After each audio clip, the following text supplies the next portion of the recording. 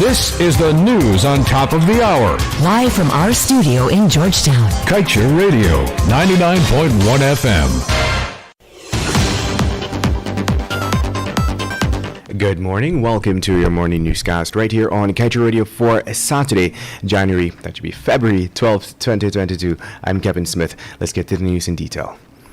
ExxonMobil announced yesterday that it has commenced oil production at Guyana's second offshore development area called Liza Phase 2 in the Stabroek Block, along with the Liza Phase 1 project. This will bring total production capacity to more than 340,000 barrels per day.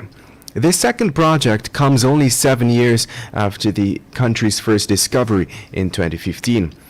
Exxon said production at the Liza Unity FPSO vessel is expected to reach its target of 220,000 barrels of oil later this year as operations continue to be brought safely online. ExxonMobil said it anticipates that 4 FPSOs with a capacity of more than 800,000 barrels per day will be in operation on the Stabroek Block by year-end 2025. Importantly, operations have commenced at the Liza Phase 2 project, in the absence of Guyana being provided any full coverage insurance to cover costs associated with an unmitigated oil spill or a similar environmental disaster.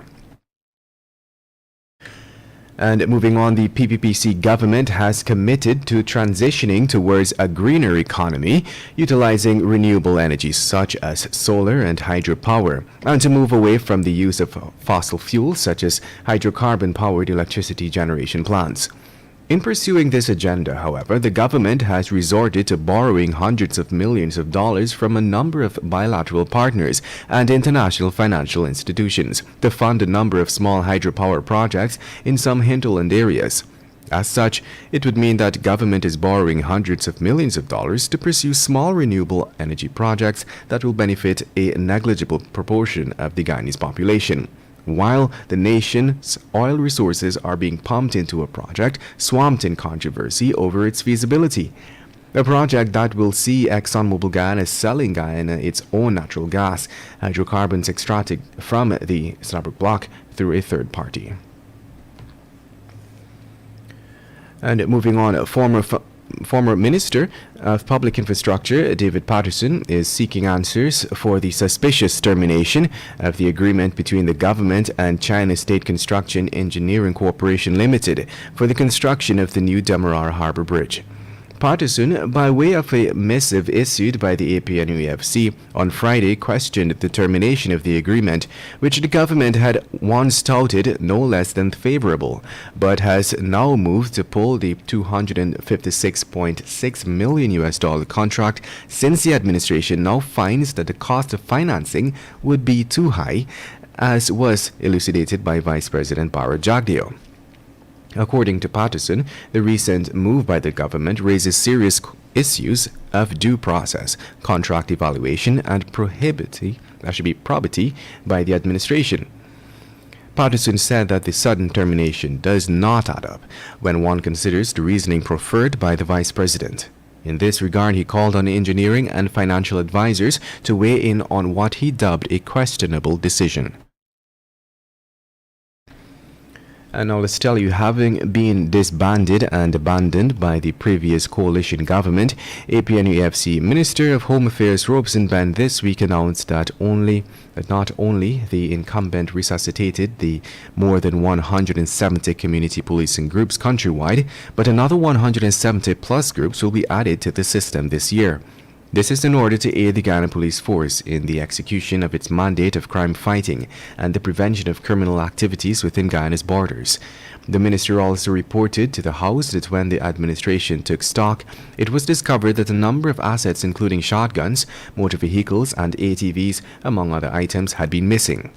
Meanwhile, as it relates to some of the capital expenditure to be undertaken by the force, Ben informed the House that included in this year's allocation is the sum of some $400 million to reconstruct the burnt-out Brigdam police station. And moving on, investigators believe that the Yarrow Cabra Soosdijk woman, Edith Ruben, who was on Tuesday found hanging from a mango tree in her yard, may have been knocked unconscious before she was hanged. They suspect that this might have been the case after an autopsy conducted on her remains yesterday revealed that she died as a result of asphyxiation due to hanging, compounded by blunt trauma to the head. Commander of the East Bank Damarar Police Division, Mahendra Sunarayan, explained that his detectives are still suspecting foul play because her death was compounded by blunt trauma. This means that if there is a killer involved, the individual might have struck Ruben to her head with a heavy object, knocking her unconscious first. As the investigations continue into the circumstances surrounding Ruben's death, police are looking for an Amerindian man who had slept at her home after a drinking session on Monday night. Since the discovery of the woman's body, the man was reportedly never seen in the community again. And to wrap things up this morning, let's tell you that with immediate effect, the National COVID-19 Task Force Secretariat announced yesterday that the national curfew has been lifted. The national curfew, which took effect back in 2020, was put in place to safeguard citizens against the deadly disease which had entered the country's shores earlier that year. Despite the curfew being lifted, other restrictions outlined in the updated COVID-19 measures for this month still remain in effect. And with that, we've come to the end of this morning's newscast. I'm Kevin Smith. Thank you for listening. Want value for your advertising dollar? Then place your ads on Kaieteur Radio's newscasts. Streamed live on 6 different mediums, reaching hundreds of thousands. Advertise today and watch your dollar grow. Call us on 225-8465 or 226-8210 today.